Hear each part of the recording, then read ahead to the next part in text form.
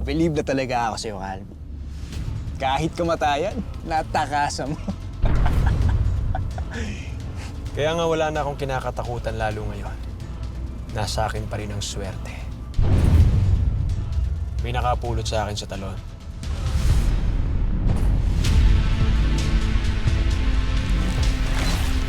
Gary!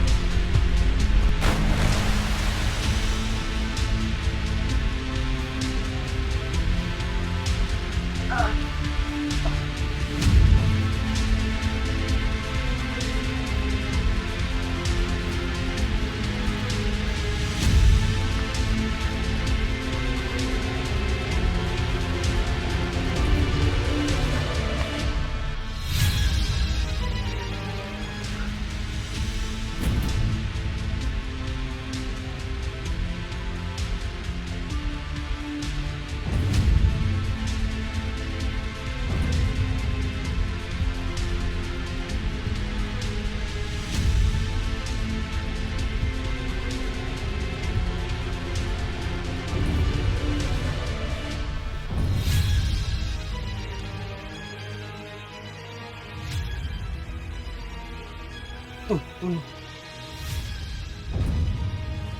Tulong mo ako.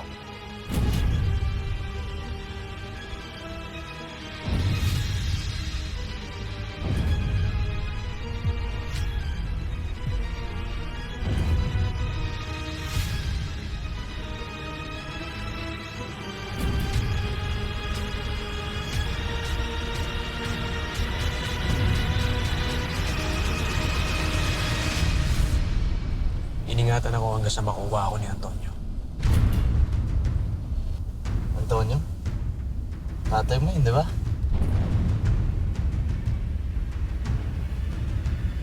Paano mo nalaman yung tungkol dito?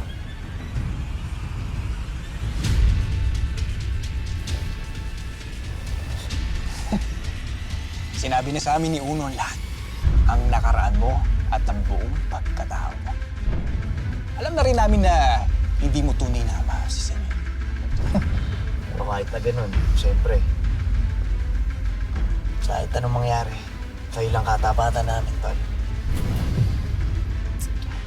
Alam ko namang maaasahan ko talaga kayo eh.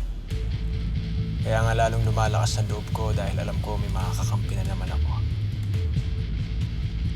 Oras na para bumuo tayo ng bagong sindikato. Isasama natin si Antonio at si Senator Milla.